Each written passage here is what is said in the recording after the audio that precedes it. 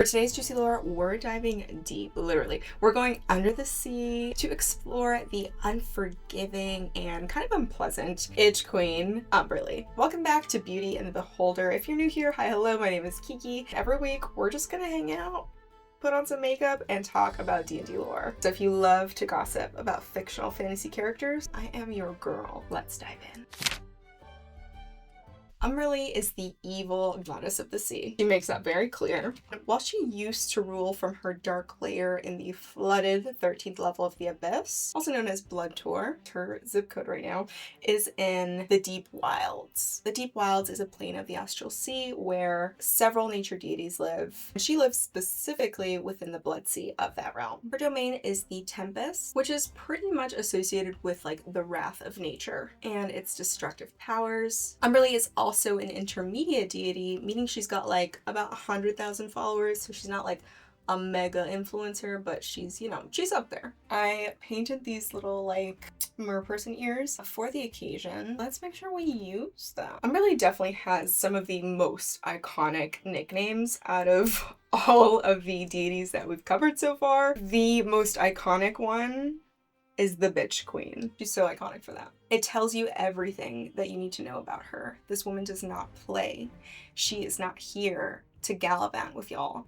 That's our girl. She also goes by the Great Queen of the Sea, Queen of the Depths, the Wave Mother, Goddess of Oceans, Goddess of the Deep Wilds, Storm Goddess of the Seas, Sea Queen, and Sea Bitch. Umberlee was very rarely seen, but when she was, baby, she was slaying. Umberlee tends to appear as a giant human female torso. The other half of her is underneath the water. She's a giant. She towers over any of the ships that she is terrorizing. Her skin is the color of the sea, vivid blues and greens, with taloned hands and fins on her elbows. I can practically smell the seawater. She had long green hair made of seaweed and kelp, and her eyes were the color of white, pearly pale death. We love a colored contact queen. Her accessories include giant seashell jewelry and a flowing cape made of literally a million mauve jellyfish. Her voice sounded like the fiercest sea storm, booming like crashing waves. When Umberlee is not in this evil giant goddess form, she prefers to manifest as rough waves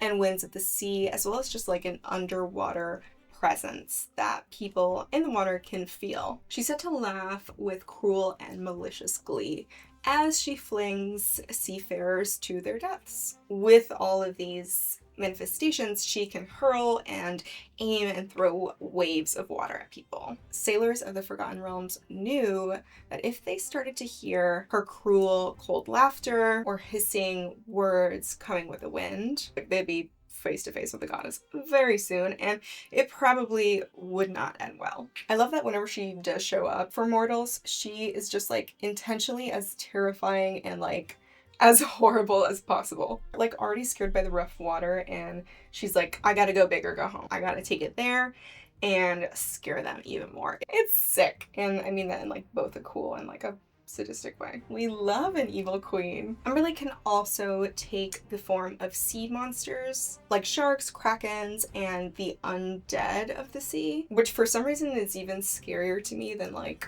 regular undead, and lake monsters. Umberlee's personality is described quite plainly. She's mean, she's malicious, she's cruel, she's evil. In source books, it says she's just plain mean. Umberlee will break agreements on a whim whenever she feels like it, and especially when she feels like she didn't get the better part of the deal. She likes when her were-sharks tear shipwreck victims to shreds, and her personal favorite is watching mortals slowly drown to death. Those are her hobbies. She's also vain and expects to be flattered by people, which fair, I get it. I mean, she is a goddess. She also has an incessant greed for power, and she is obsessed, intoxicated with exercising this great power of hers. As for her symbols in iconography, her symbol is a forked blue-green wave and is usually seen on a background of black streaked with white. Her animals are sharks and jellyfish. She's such a Florida girl. As somebody who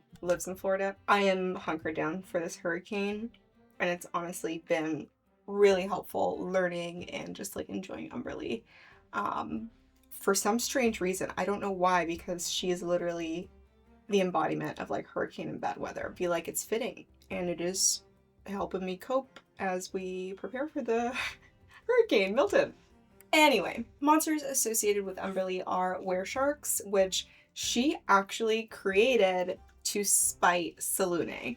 Like, literally, she made a whole subspecies just so that she could be petty towards 𝕬𝖐. I feel like her and Char would sit at the same lunch table. They would get along super well. They can like bully other people together. Sea-dwelling undead and krakens are also associated with Umberlee. She has no official gems or stones associated with her, but here's my own flavor. I would associate her with sea glass, aquamarine, 𝕬𝖐 𝕊𝖆, ocean jasper, pearl, abalone, shells, coastal granite, mermaid core, siren core. It's all Umberlee. And then of course her colors are blue and green. Umberlee dogma is all should know Umberlee and fear her. For the wind and the wave can reach everywhere. Fair offerings bring fair winds to travelers over waters. But for those who do not pay their respects, the sea is as cold as Umberlee's heart. All who travel the seas are warned that the dead serve Umberlee most faithfully. Novices are charged to spread word of the might of Holy Umberlee, and let no service be performed in her name without a price. She's about that money. Make folk fear the wind and the waves unless a priest of Umberlee be present to protect them. Slay any who ascribe sea and shore storms to Talos. She's so petty. I love it. She's like, this domain is mine. I'm gonna take credit for any destruction caused by this. Gotta love her. You don't have to, but like, the Church of Umberlee is heavily based on fearing the Ocean Queen and on the understanding that the sea is a savage place. The sea is Umberlee's domain. Those who wish to travel through it must pay the price, whether in coin or their lives. Umberlee is really a city girl. She's about her money. A fair offering will bring fair winds to travelers, but to any that decide not to pay their respects will meet Umberlee's wrath. Umberlee is worshipped mostly out of fear, as opposed to like adoration or reverence. Of course, her like priests and the like revere her, but it really is like a goddess fearing church. Because of this, her worshippers tend to be like mostly sailors and those who live near the coast. Coastal worshippers will show Umberlee respect so that their land isn't like targeted or destroyed when she feels like it. Others who may pay tribute to her include merchants selling goods by the sea, port cities, or islands. Now, worshippers that are her ride or die, on the other hand, are those monsters, the were-sharks and the undead of those slain in the water. I'm really going for an everyday look here, y'all. Now, Umberlee priests will typically reside near the coast as well, and they tend to live off of the offerings of these fearful sailors and merchants. They're paid the big bucks to accompany sailors on their ships just to ward Umberlee off. Like, it's believed that having an Umberlee priest on your ship will prevent Umberlee from like picking you for her chow tonight. Umberlee priests charge up to like 500 gold pieces per trip, and that's for like an average ship. They can charge like up to 3 times that for really large vessels or ships that have got really important cargo. VIP cargo. Common folk will also hire Umberlee priests for casting the spell Stormcloak. Stormcloak grants protection from drowning at sea, and that can last for like up to a year.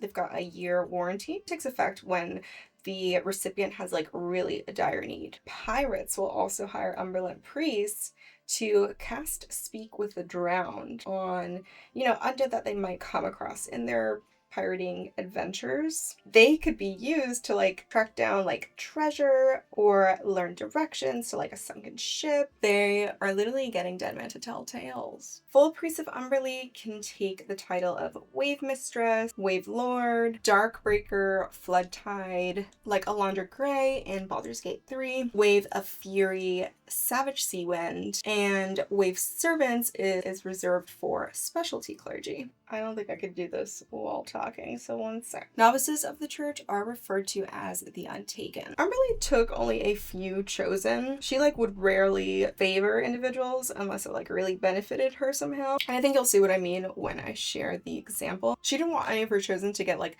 too famous or overshadow her. She said, "This is the Umberlee show. I'm the star." Okay. She does have one notable chosen who is also her lover. It is really interesting because she didn't have too many like, you know, blue things. I mean, like, I guess when you're spending all your time terrorizing like sailors and stuff, like you don't really get much time to like go on a date, you know? His name was 𝕵𝖚𝖚. He was this like huge Kraken wizard guy and chosen of Umberlee. He also secretly founded and led the Kraken Society, which is like a secret society of thieves, assassins, people with a little shady business. He's quite the interesting guy. Now, he had aspirations of like becoming a god. We just talked about 𝖵 last week. Something about these guys and wanting to become a god, like it's speculated that Umberlee was interested in him because she was threatened by him and she didn't want him becoming, you know, the Kraken god and overpowering and overshadowing Umberlee, the bitch queen, the goddess of the sea, like queen of the depths. She didn't want that, understandably so. Other chosen also include the undead pirate 𝕂𝖕 𝖕𝖚. He was just like an infamous pirate who sailed the Sea of Fallen Stars. There was also the mysterious Northlander woman, 𝕮𝖆𝖕. Northlanders are like a seafaring folk who inhabited like the northern parts of Moonshade Isles near the Sword Coast. Kind of like Vikings-ish. 𝕮𝖆𝖕 was known as the Storm Maiden. She believed that she was a reincarnation of one of the ancient Northlander gods. She wasn't, but she was very powerful and she had like 2 gods actually choose her as their chosen. Umberlee being one of them, kind of like 𝕵𝖚𝖚. She was very powerful. She was chosen by, I believe, Tempest, the god of war. If she was chosen by the god of war, what does that tell you? She's powerful. So Umberlee, I think, was also threatened by her.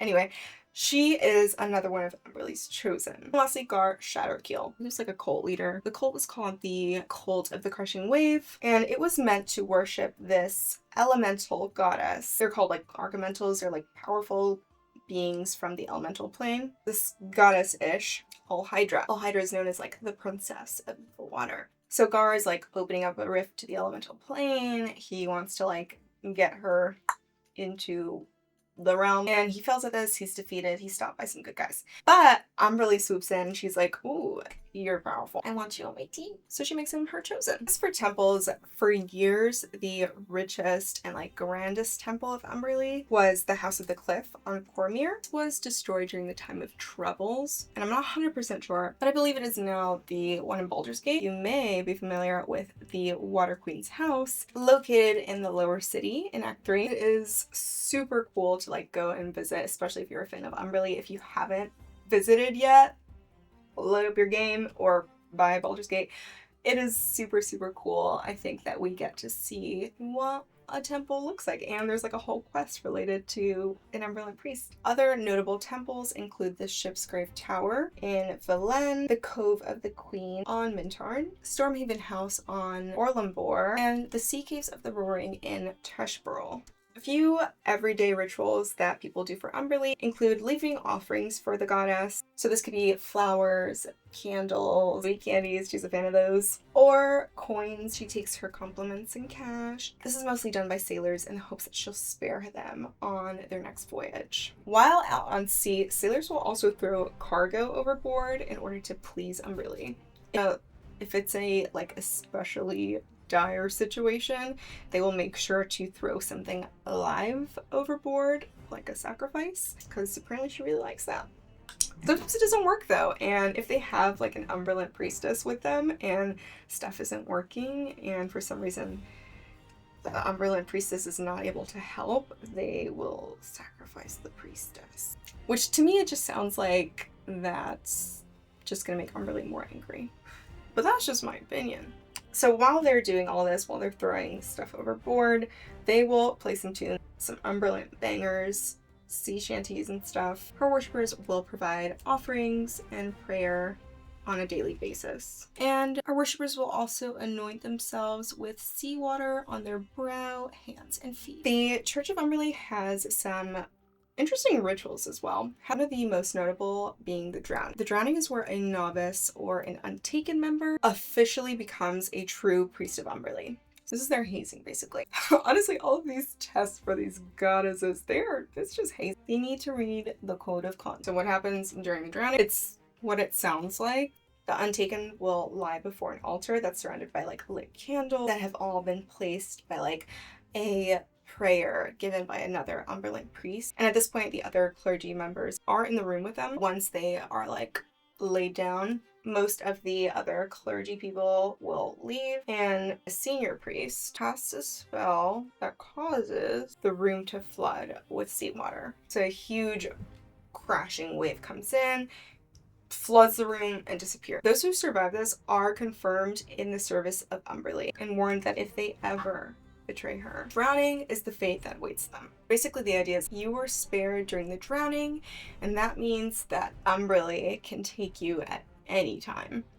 When clergy have failed her outside of this ritual, they will mysteriously drown in their sleep, meaning Umberlee will literally cause their lungs to fill with salt water as they're, just resting, dreaming, which is pretty like wicked, because if somebody has crossed Umberlee and they know that she knows, they just don't know when it's going to happen. So that is pretty scary. Another ritual is the first tide. This is to celebrate the first tide, when ice starts to break apart on the harbor and water returns after winter. Kind of brutal and cold-hearted. So just like a warning, a little gruesome. It involves animals, so if you just want to skip in 15 seconds, just do that. Umberlee clergy carry a large live animal down to the seashore. They throw the animal in, and if the animal survives, they take it back to shore, magically heal it, and that animal becomes a like sacred animal of Umberlee. Kind of toxic, like you're giving them a sacred position, but like the trauma, pobrecitos, oh my god. This began in like ancient times. Umberlee would sometimes spare some of the people that she was drowning. And lastly is the ritual called Storm Call. This is a mass prayer where worshippers call for Umberlee to like stop a big storm or start one. This is what we need right now here in Florida. Worshippers will typically kneel around pools. In those pools, there are pieces of driftwood floating around with little lit candles on them. Those driftwood pieces are like carefully collected by Umberlee priests and dried and preserved for this purpose. During this ritual, people will throw offerings like precious goods into the pools. While all of this is happening, priests have to like magically keep those candles afloat, and they say that a doused candle is a sign of Umberlee's anger. I don't know about you, but I don't want to make the itch queen mad. Does not sound like a good time. An affiliated order of Umberlees is the Sea Queen's Breakers. These are people who pursue treasure hunting and like recovery operations under the water, helping adventurers on land when the payment, the coin, when it pays more than like traveling on board a ship. They'll be like, okay, I'll travel with you. As for her allies and enemies, Umberlee is part of the deities of the first circle, which includes nature gods like Shantaea. Remember her from the Shrines of the video? She's like the good earth goddess. 𝖭𝖒𝖇𝖊𝖗, Sylvanas, Talos, Malar, Eldeth, and Auril are also part of this first circle. Now, this definitely doesn't mean that she's like cool with everybody in the first circle, just like part of this subsection of Faerunian deities. She's also part of another group called the Deities of Fury. This includes herself, Auril, Malar, and is led by Talos. Talos is like her superior and patron, and he and Umberlee tend to have like overlapping portfolios. He's got storms, she's got storms. He would like encroach upon her territory, and it would just be like, okay, who is running the show here? Umberlee, though, we know she's a city girl. She would flirt with him to keep him on her good side. At any time, though, prepared to drop him. Because at the first sign of, like, being able to take his power, she would snatch it up. She's just a little toxic, a little manipulative. I don't quite know how to style my hair with these ears. It's a bit of a learning curve once you grow more ears. Just so you know, in case you're planning on trying it. We've got our natural wavy hair. We're keeping it kelpie, keeping it seaweedy. She was also cool with the others in that group, Malar and Auril, who is also the Frost Maiden. She's like an evil goddess of ice and winter. Umberlee knew that she could reliably count on Auril whenever she wanted to like mess things up. I like the idea of them as like a good evil duo. You know, teamwork, girl power. As for her enemies, Selûne is like her #1 op. She is in constant competition with Selûne, literally to the point where like those sharks, that is literally made to spite Selûne. You know how when we spoke about Selûne, her worshippers are navigators, so Umberlee literally makes it her absolute mission to completely like thwart this. So any people praying to Selûne while they're out on the water, they better pray hard, because Umberlee is coming for them. She's like, why aren't you praying to me here on the water right now? She also doesn't like Sune, the goddess of beauty. Petty, she just is jealous of how beautiful she is. That's it. That's the reason. She also doesn't like Völkr, who's a minor god of sailors and ships, who would pray for safety as they're traveling the waters. Umberlee also did not like this. She doesn't like Shantea, the like good earth goddess. She just doesn't like that she's got dominion over the land. She sees her as like land versus sea, and like she's just like, I don't like that. I'm not about that. Now, character build and roleplay ideas. I want to expand a little bit more. I spent a lot of time this past week creating a new D&D character for a campaign that I'm joining in person. Shout out to my DM Brian, you're a real one. But I spent a lot of time and I was like, wait, why aren't I structuring the like character build and roleplay tips based off of creating a character? So we're changing up the format a little bit today. A couple of races that I think would fit really well with an Umberlee worshipping character are Tritons, of course. Tritons are like ocean-dwelling humanoids, which come from the elemental plane of water. They have like natural like water abilities and a strong connection to the sea, so like makes perfect sense. Sea elves are also a good option. They are adapted to life underwater. Water genasi. I am currently playing a water genasi. She's got like the mer ears in Baldur's Gate 3 right now. Amazing mod. I've got her as like an Umberlean bard, kind of like a siren who like sings people to their deaths. She's so cute. Her name is Sepia, after a Greek siren. Of course, you could always do a human. This could lean really well towards like a pirate. You could also do like a half-elf with sea elf heritage. If you want to go for like something a little bit more furry or scaly, you could do 𝕊𝖘𝖈, but make it like a storm theme. I think you could also do lizard folk. I don't know if I'm missing any other kind of like aquatic themed races here, but let me know in the comments if I am. As for backgrounds, a few ideas are sailor or pirate. Do I need to explain?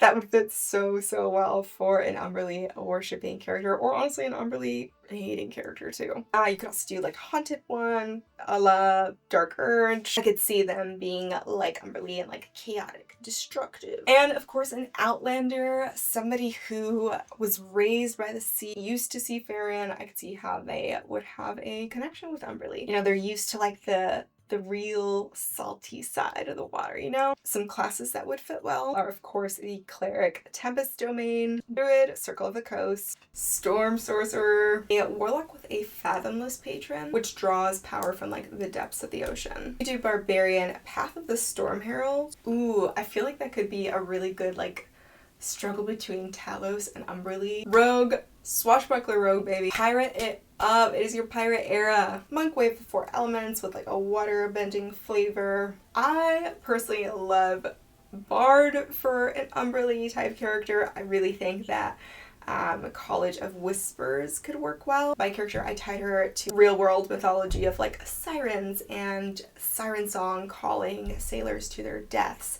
I could see a bard, you know, getting down to some sea shanties. Who doesn't love a good sea shanty? Now, as for your backstory, a couple ideas here are you're a child of the coast. You were raised by the sea, and that's just your domain. You're a beach girl. Maybe you're from like a coastal town or an island that really reveres Umberlee so that they're, you know, safe. You just respect her strength and her wrath. Another idea here is like a shipwreck survivor. Maybe you've come across Umberlee herself and you survived. Some ideals that your character could adopt are respecting the sea. Everybody needs to pay respect to Umberlee. They need to know that the water has unpredictable power, and they should respect that. They could also believe in survival of the fittest. If you can handle Umberlee's wrath, what does that say about you? I could also see like a really chaotic character that believes in like freedom and self-interest. Your bonds may of course be your dedication and your loyalty to Umberlee. Maybe that means you make sacrifices in her name, or maybe you just like loot and pillage and you snatch up a lot of gold,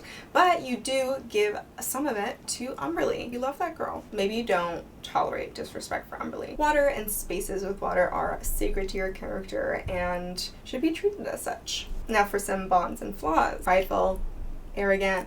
Maybe you've got a short temper like Umberlee. Maybe you're vain like Umberlee and you get jealous. You don't want to be shown up by anybody.